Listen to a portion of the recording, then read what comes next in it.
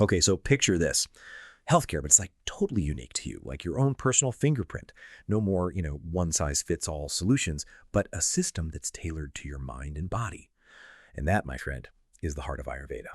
And today, we are diving deep, pun intended, I guess, into this ancient Indian system of, well, holistic health. We're talking like 5,000 years of wisdom. Can you believe that? Passed down for generations about truly thriving, like really feeling good in your own skin and in sync with, well, everything around you. One of our sources said it beautifully. It's like nature, right? Nature wrote a user manual for your well-being. And Ayurveda, it's the key to decode it all. But with, centuries upon centuries of history and practices to unpack, phew, we're lucky to have an expert to break it down. Welcome. Thanks for having me. And yeah, I mean, Ayurveda, it's definitely not some like quick fix or a trendy diet. It's way more than that. It's a profound system. It changes how you look at your health. What always gets me is the emphasis on holism.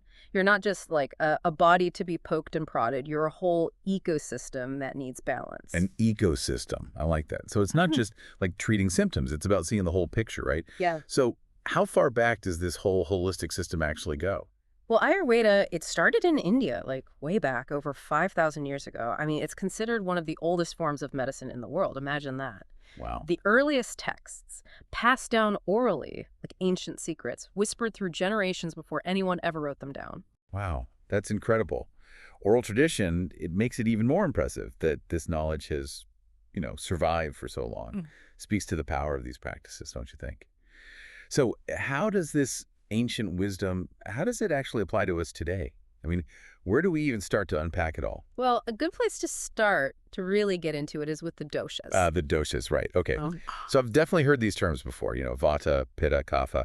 But if I'm being honest, I'm not 100% sure what they are. Is it kind of like a personality test kind of thing? It's a little more interesting than that. I think of them as like these unique blends of energy. Everyone's got them, makes up who you are.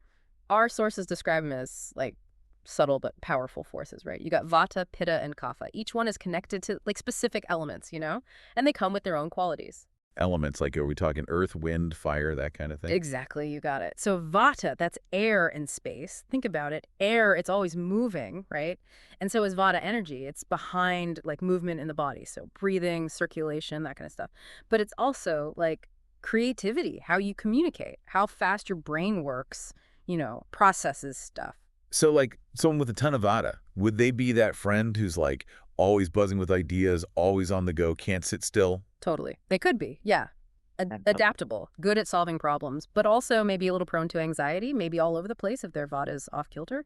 Then you've got pitta. That one's linked to fire and a bit of water too. Okay, so vata is like the quick breeze. Pitta is like intense fire. Nailed it. Pitta is all about metabolism, digestion, transformation. Think of how intense fire is, It's also got to say in our intellect, ambition, how our brain digests information this time. So someone who's like really driven, a sharp cookie, maybe even a little, fiery, passionate, that could be a pitta dominant person. Yeah, could be. Natural leaders, those pitta types. Oh. But out of balance, and you might see impatience, digestive issues, that kind of stuff. And then there's kapha, and that's earth and water. This is so cool. Okay, so vata's the breeze, pitta's the fire, kapha's got to be like the grounding force. There you go. Kapha is stability, structure, lubrication in the body. Think about the earth, right? It's steady. People with a lot of kapha, they tend to be calm, nurturing, the rock in a storm. Okay, this is making me want to figure out my own dosha blend. But okay, before I like totally go down a rabbit hole of self-analysis, how do these doshas actually work together? Great question. So Ayurveda is all about understanding we'll call it your constitution. It's your own unique dosha blend, like a fingerprint, but with energy. And even though we've all got all three, the proportions are different for everyone, and that affects everything. I mean, from how you look to how you think. So it's not really about which dosha you are, it's about understanding your own, like, personal recipe. You got it. Ayurveda sees health as this state of balance between them all. When they're in harmony, you thrive.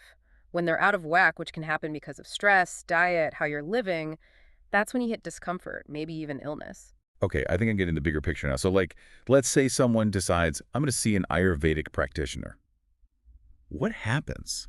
How do they use all this knowledge to actually help that person? So like, let's say someone decides, I'm going to see an Ayurvedic practitioner. What happens? How do they use all this knowledge to actually help that person? Well, it's not like, those quick in and out appointments. An Ayurvedic practitioner, they really take the time to understand you. Yeah. Like everything, your habits, your health history, even how you sleep. Wow. Yeah, they observe like your physical stuff, your mental stuff, all to figure out your constitution and see if anything's, out of whack. Yep. So it's like a holistic detective, right? Yeah. Piecing together all these clues to like really get your health. So once they have an idea about like your dominant dosha, maybe some imbalances, what then? What's the treatment plan look like? Basically, it's all personalized recommendations to, get those doshas back in harmony. Right. Could be dietary stuff, certain herbs, maybe even yoga, meditation, massage. Our sources really stress it's not one size fits all, It's about finding what clicks for you. Yeah, that makes sense. Hero. But, okay, I got to ask, for those listening who are like new to all this, what are some like real life examples of how this dosha thing, how it actually helps your life? Oh, there are some interesting ones. One that stuck with me from the research was about careers, actually. Oh, interesting. Yeah, it suggested someone with like dominant Vata energy, right? All that creativity, that go with the flow nature. They might do really well in, say, design, writing, maybe even starting their own thing, where they've got freedom and flexibility. Yeah, that tracks. They'd probably go bonkers in a super rigid 9 to 5, right? Exactly. But then someone with strong Kapha energy, they like stability, routine. Mhm. This folks might find their groove in like finance, healthcare, education, that kind of thing. So it's like choosing a path that actually works with how you are, not against it. Exactly. And it goes way beyond just careers. Knowing your dosha can like help you make decisions about everything, from what you eat to how you handle stress. Like some sources said Vata types, they might need more grounding practices, warm meals, those cooked meals. While Pitta types, they might need cooling foods and activities to balance that fire. Okay, this is all super insightful. Yeah. But got to address the elephant in the room, or should we say the dosha in the room? Yeah.